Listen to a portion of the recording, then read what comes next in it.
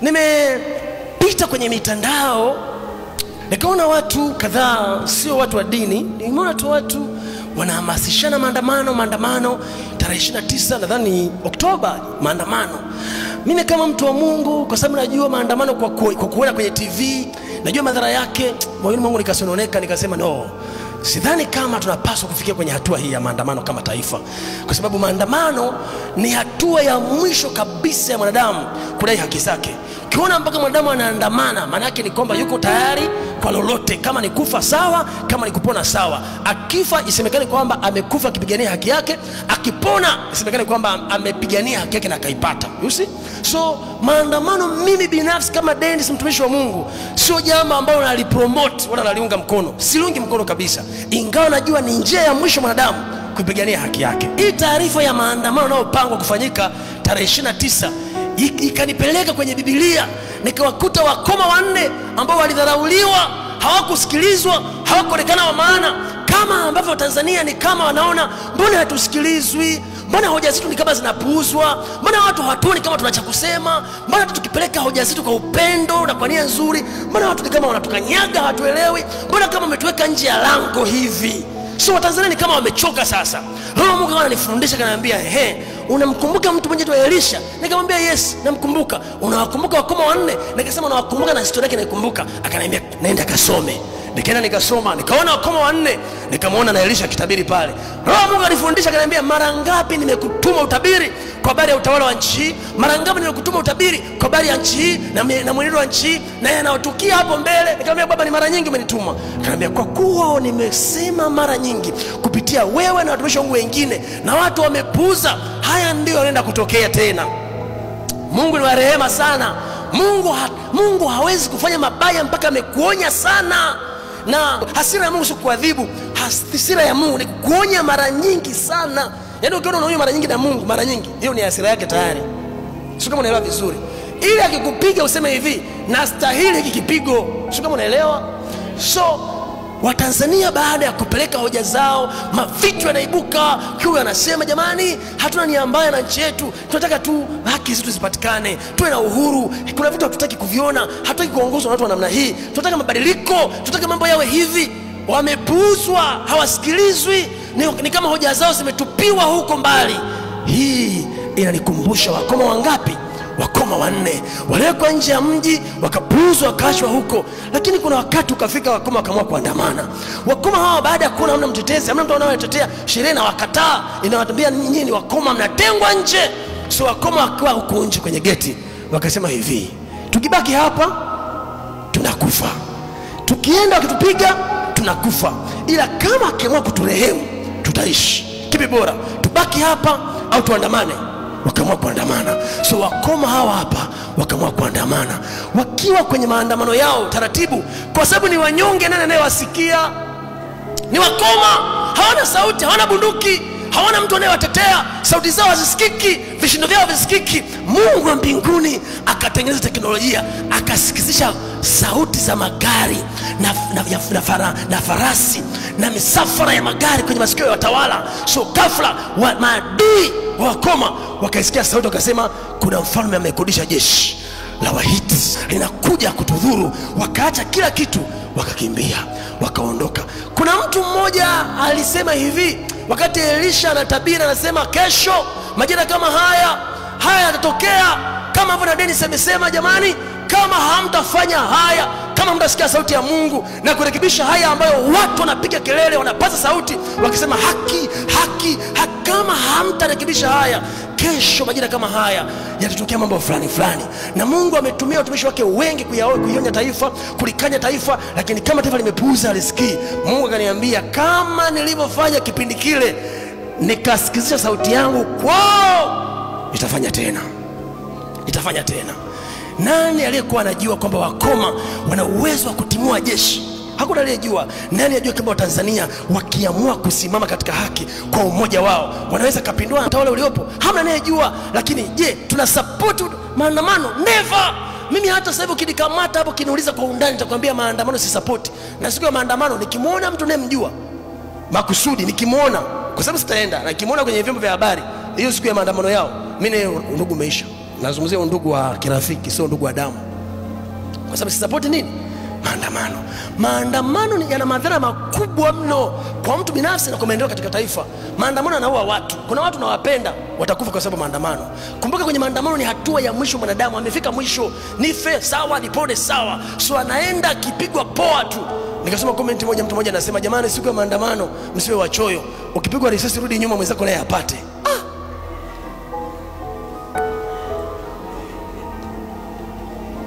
Imagine mtu ameandika kabisa kwamba jamani, nawaambia mapema siku ya maandamano tusiwe wachoyo, ukipigwa risasi moja rudi nyuma mwenzako naye apate. Yani ni kama watu wamekata tamaa hivi na maisha. So watu wanapuuzwa, ni siri zinapuuzwa kama ambavyo wakoma walipuuzwa.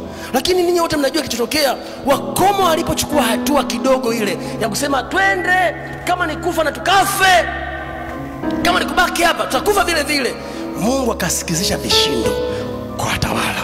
So sauti yangu tena kama nabii wa taifa hili, natabiri kama Elisha. Nabii tena kama Elisha vile vile. Bado Mungu anayo nafasi ya rehema kwa taifa letu. Bado Mungu anataka tukae, viongozi wa nchi wakae, waongee, waweke usawa, wakusanye maoni, waangalie kipi ambacho kinapigiwa kelele, warekebishe. Bado Mungu anatazamia watu watumie busara zao. Maandamano tunajua madhara yake ni makubwa kuliko chochote, na mimi sisapoti. Nitakuwa mtu wa mwisho kabisa kusapoti maandamano. Mimi na support watu kukaa, kuzungumza. Kama sisi ndio Tanzania na Tanzania ni ya kwetu, tuna haki ya kusikilizwa. Kama tusiposikilizwa tunalalamika kwa nani? Kwa Mungu. Mungu ndiye aliyetupa Tanzania hii. So mimi binafsi siamini katika maandamano, naamini katika kuongea. Haiwezekani wa Tanzania wakawa wajinga wote. Yani hoja zote zinazolalamikiwa kwamba hazina maana kweli. Hapana. Kwamba watu wanapiga kelele wote kwamba hiki si sawa, kwamba wote ni wajinga kabisa, yani hamna hoja ya maana hata moja yani. Mimi siamini katika hilo. Mimi si mwanasiasa, as always sina kadi ya chama chochote, lakini kwa sababu ni mtumishi wa Mungu, ni mtu ambaye napenda haki, nahubiri haki. Napoona kuna hoja nyingi zinatupwa katika nchi, natamani sijibiwe kwa hoja. Kwamba jamani, kuhusiana na hoja hii tumeamua iwe hivi. Hiki ni kweli kipo sawa, tunakirekebisha hivi. Watanzania sisi tunatakiwa tufahamu jambo hili. Hatuna sehemu yote ya kukimbilia kama nchi yetu ikikosa amani. Tunaongea hapa, tunakaa na wahubiri injili ya Kristo hapa iletao wokovu. Tumekaa vizuri kwa utulivu, malango yako wazi kwa sababu kuna nini? Kuna amani. Amani kitoweka hatasikilizana hivi. Mwanao unampenda, lakini ukiona kifo hiki hapa utamwacha, utakimbia. Sio kama unaelewa vizuri. Kwa sababu sitegemea kwamba eti mtaenda kwenye maandamano serikali itawaangana namna hii. Lazima itataka, kwa sababu inataka kuharibu amani, itawazuia. Kwenye kuwazuia kuna ndugu yako atakufa. Kuna rafiki yako atakufa, kwa mwingine atavunjwa mguu. Mnaweza kutibia? Hamna. So wito wangu kama mtumishi wa Mungu kwenye taifa hili ni mmoja tu. Viongozi watafute namna, wakae, wazungumze. Haya mambo bado ni mapema. Mungu bado ana huruma kwa ajili yetu. Wazungumze mapema. Hawa Tanzania ambao tumewazoea kama ni wakoma, hawezi kufanya chochote. Wana Mungu wanaweza kuchukua hizo hatua ambazo wanazisema, lakini Mungu ana tabia kusikizisha vishindo. So vishindo vikisikilizishwa huko, watu watakapokimbia, nchi itaharibika. Kwa sababu kila mmoja atajiamulia anapotaka. So nini kifanyike? Viongozi wakuu wa hii nchi waitane, kukubali ukweli kwamba hapa kuna makosa. Sio tatizo na sio vibaya. Nani asiyekosea? Hata mimi mtumishi wa Mungu akinakosea, nani asiyekosea? Unaweza kuwa kiongozi mzuri, lakini kuna sehemu umekosea, usione makosa. Watu wa nchi wakana makosa kuambia hapa hapako sawa. Usipuuze kila hoja inayozungumziwa ambayo inahusu maendeleo ya watu. Ita watu wahusika, kaa nao, jibu kwa hoja. Jamani, nimepigia kelele kuhusu utekaji, tumekuja na mkakati huu, haitatokea tena. Tunanyamazisha. Jeshi la polisi na lenyewe linatoka. Tumesikia mkilalamikia haya mambo, tunatamka kabisa kwamba haya mambo tuna mkakati tumeuandaa kuwazuia haya. Hivi kama wewe ukisikia hiyo hoja, si unapata faraja kwamba jeshi langu limesema kwamba hata ikitokea tutahakikisha mtu anapatikana na tutazuia mambo yasiwepo. Unapata faraja. Utachukia jeshi lako?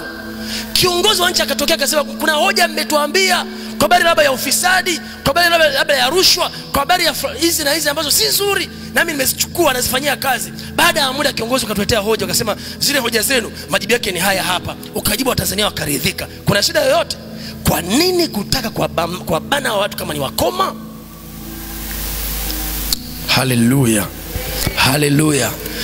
So Kilichotokea ni kwamba yale aliyotabiri Elisha kwamba kesho majira kama haya vipimo viwili vya shairi vitauzwa kwa shekeli na unga mzuri utauzwa kwa shekeli, kuna kiongozi alikataa akasema haiwezi kuwa, haiwezekani, na akamwambiaje, utashuhudia kwa macho yako lakini hutakula.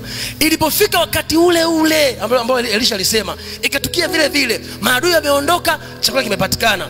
Haya, mfalme akamchukua yule alikuwa anamtegemea, akamweka kuwa mlinzi pale kwenye geti pale, simamia mauzo ya chakula. Akiwa yuko pale, neno likamjia. Nabii alisemaje? Utaona lakini utakula. Kilichotokea ni nini? Watu wakamkanyaga akafa. So aliona kweli unga umeshuka bei, lakini aliisha kuona, hakula, alikufa. Mnakumbuka nabii aliwaambiaje? Hatua ya mwisho kabisa kama wasiposikia, nikasema tutamuona mtumishi wa Mungu kwenye kiti cha heshima tena, si ndio? Nisio ni hatua ya mwisho. Sidhani kama watu wanaelewa ukubwa wake, lakini na mimi niwaambie, Elisha alikuwa na miguu miwili, alikuwa na mikono miwili kama Dennis leo, na alikuwa anazungumza neno la Bwana kama mimi leo. Mapuzo haya yanayoendelea ni kejeli mbele za Mungu. Yupo Mungu ambaye ana teknolojia ya kuandika ukutani mene tekeli na peresi, na mwenye kuelewa hiyo lugha sio mwanadamu wa kawaida, ni mtu wa rohoni. So itakapotokea hiyo, muda wa kutafsiriwa hakuna. Maana yake ikitafsiriwa hiyo, hatua zinazofuata kila mmoja atamshangaa Mungu. Wito wangu sasa ni huu kuhusu maandamano. Nisingependa taifa la Tanzania lipite kwenye maeneo hayo, na mimi sitaki kukuona wewe ukijihusisha na hoja zozote zinazohamasisha maandamano. Mimi nataka uwe mtu mzuri unayehamasisha amani.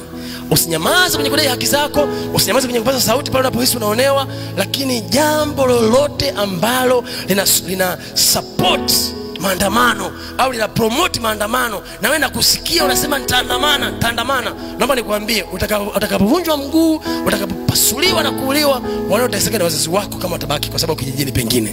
Sisi wengine hatutatokea siku hiyo, tutakuwa tumejificha. Tulinde mioyo yetu na amani zetu. Wewe kwa sababu ya kelele chako umetoka. Kwa nini? Kwa sababu moja, mtu wa Mungu haandamani. Mtu wa Mungu anaenda kwa nani? Kwa Mungu. Biblia inasema ikiwa watu wangu walioitwa kwa jina langu watajikesha na kuomba na kuacha njia zao mbaya, si ndio? Nitasikia toka mbinguni na kuiponya nchi yao. So sisi tuandamani. Mtumishi wa Mungu haandamani, watu wa Mungu haandamani. Watu wa Mungu wanapiga magoti, wanamwomba Mungu ambaye ametupa hii nchi, na yeye anajua nini cha kufanya. Mzalendo wa kweli hanyamazi anapoona madudu yanatendeka. Mzalendo wa kweli hanyamazi anapoona maovu yanatendeka, lakini mzalendo wa kweli hayuko tayari kuhatarisha amani ya nchi yake. Sasa utauliza, mtumishi, tumeshapaza sauti, hawasikii, tufanyaje? Kwa mataifa ambao hamjui Mungu siwezi kuwazungumzia, lakini ninazungumza na wewe, mtu wa rohoni. Hupaswi kuandamana, hupaswi kusimama barabarani na mabango makubwa. Wewe nenda sehemu ya siri. Elisha hakuandamana. Elisha alitoa neno la kinabii akatulia. Alisema kesho majira kama haya unga mzuri utauzwa kwa bei hii. Aliandamana, alienda akaongea na wauzaji, alibaki kwenye magoti. Sio tubaki magotini huku tukiona vitu haviendi kwa sababu hatujaomba. Biblia inasema ikiwa watu wangu walioitwa kwa jina langu, maana yake sio nchi nzima, ni watu wake walioitwa kwa jina lake. Sio wewe ni miongoni mwao. Ikiwa watu wangu walioitwa kwa jina langu watajinyenyekesha na kuziacha njia zao mbaya na kuomba, nani Mungu nitasikia toka mbinguni. Alafu akiponya anasemaje? Anasema nitaiponya nchi yao. So sisi hatuandamani. Nikiona mtumishi wa Mungu anahamasisha maandamano, binafsi nitamshangaa sana, kwa sababu sisi hatuandamani. Nakumbuka mtu mmoja wa Petro alikamatwa akawekwa gerezani. Uliona walokole wa kipindi kile wakienda kuandamana gerezani, walikaa kwenye nyumba ya mpendwa mmoja, wakafanyaje?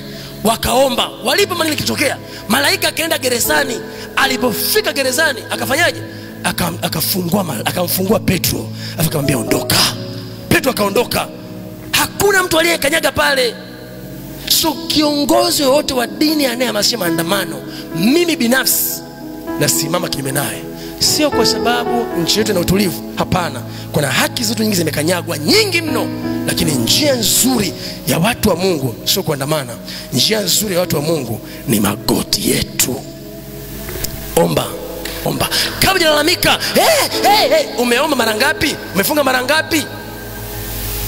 Kabla hujalalamika, jamani, tuandamane. Wewe umefunga mara ngapi kwa ajili ya nchi yako? Amen. Najua kwa sababu Tanzania ni wajinga wengi sana, watasema amepewa hela, amenunuliwa. Ni kwa sababu wanatumia akili za leo kufikiri, hawatumia akili za leo kufikiri kesho. Wanatumia akili za leo kufikiri leo, lakini mimi nimetumia akili za leo kufikiri kesho. Mnaweza mkaandamana, mkajazana kila sehemu, alafu serikali ikawaacha. Mtachoka, mtaenda kulala, si ndio? Kesho mtaandamana tena. Usiku mtachoka, mtaenda kulala. Alafu baada ya hapo mkiwa sala ya kula, mtaandamana tena. Mkiwa na njaa, mtarudi majumbani mwenu. Mmeharibu vitu vikibao barabarani. Nani alaumiwe? Mimi wito wangu ni viongozi wa juu waisikie sauti ya Mungu hii, kwa sababu huko tunakwenda sio pazuri. Ukweli kabisa. Kwenye nchi CV yangu mimi ni kubwa kwenye eneo la prophetic. Yaani kwenye nchi, kwenye eneo la kinabii, profile yangu mimi ni kubwa. Nikitabiri kitu na uhakika, kwa sababu kuna sehemu nasimama. Nimeona hapo mbele palivyo. Si pazuri. Watu ambao wanatafuta viti watakaa kwenye viti, lakini swala muda mfupi tu tunawapoteza, wanaondoka. So kuliko tufikie huko, kwani tusitengeneze hapa hivi? Kwani watu viongozi wasikae wakazungumza tu kwamba jamani, hizi hoja zina maana, hawa watu si wajinga. Hauwezi kutatua tatizo ambalo limemshinda mtu kwa miaka 15 ukamrudisha tena huyo alitatue. Haiwezekani. Labda niseme hivi,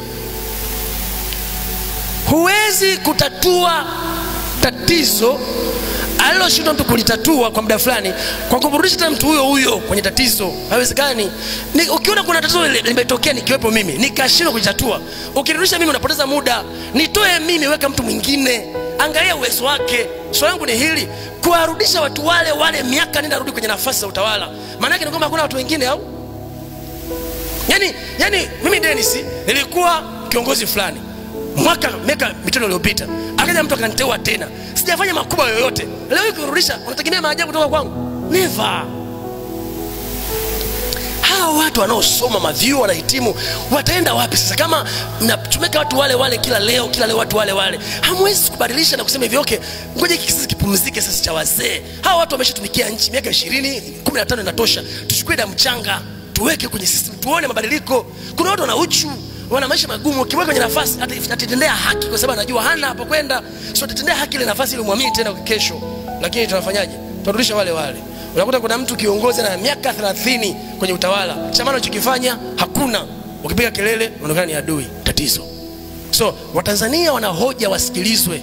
Watanzania wanahoja wasikilizwe. Wakoma walipuuzwa kwa sababu ya ukoma wao.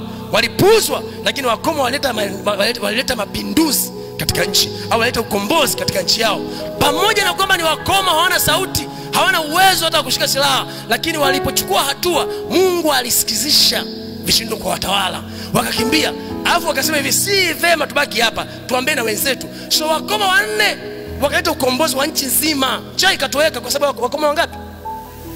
Mungu akiamua kuleta ukombozi wa nchi, haangalii watu wenye akili nyingi, watu wenye nafasi fulani. Mungu anaangalia watu wenye utayari, wenye uthubutu, wenye hatua za imani. Hatua ya kwanza imani sio kuandamana. Hatua ya kwanza ya imani ni kuongea. Jamani, hiki hakiko sawa. Jamani, hiki hakiko sawa. Tukiongea hivi ndio hatua yetu ya imani. Hatua ya pili ya imani sio kuandamana, ni magoti. Omba. Ombea nchi yako. Ombea nchi yako. Kabla matawi hajapukutika, tukae tutafute solution ya mambo. Inawezekana tukapata suluhu nzuri, kila mmoja kifurahia hii nchi. Haijaribika bado. Hii nchi haijaribika bado. Bado ni nchi nzuri sana ya kuishi. Bado ni nchi nzuri sana. Unalala kwa amani, unatembea kwa amani. Hofu ni kidogo. Tusiposolve tukaiacha hivi ndio inakuwa mbaya zaidi. Lakini ni rahisi kuicontrol sasa hivi hii hali na kuituliza, mambo yakawa vizuri. Tofauti na hapo, tutakuwa ni watu ambao tunajichimbia shimo kubwa hapo mbele na tunaenda kutumbukia sisi wenyewe. Sisi ni ndugu. Vita ya ndani ya nchi ni mbaya kuliko vita ya nje. Niulize kwa nini? Vita ya ndani tunapigana wenyewe kwa wenyewe. Vita ya nje ni sisi dhidi ya maadui. Kwa hiyo wote tuna lugha moja ndani. Tunaenda kumpiga mtu wa nje. Kwa hiyo nikikuona wewe nakujua ni wa kwangu, sikushambulii. Ila nikimwona wa nje najua ni adui, tunamshambulia. Sasa vita ya ndani mbaya wake, bibi yako wewe shangazi yako wewe anaweza kawa ni chama fulani, alafu ni chama fulani, alafu mnakutana kwenye uwanja wa vita, unampiga shangazi yako. Mwanao ni chama fulani, huyu naye wewe baba ni chama fulani, mnakutana, baba yako amepiga kofia hapa imeandikwa Kidumu, alafu wewe ndio mtoto sasa unasema no reforms no election, baba yako ana kofia, unaanza naye ni adui. Au unamshambulia huyu hapa, unaona baba yako anashambulia na mwingine, utanyamaza? So tunapigana wenyewe kwa wenyewe, haina maana. Vita ya wenyewe kwa wenyewe ni mbaya kuliko vita ya nje, kwa sababu vita ya wenyewe kwa wenyewe tunaungana sisi wa ndani kumpiga adui wa nje, ile ya wenyewe kwa wenyewe tunapigana wenyewe kwa wenyewe. Askari ni ndugu zetu, viongozi wa ndugu zetu, na mimi nakwambia wanaoharibu nchi hii sio watu wengi, ni watu wachache sana, ambao tukiungana kama waombaji tukamwambia Mungu shughulika na watu, ni swala muda mfupi. Oktoba ni mbali, Mungu anasolve haya mambo, lakini tunaongea tu, lakini hatufanye chochote.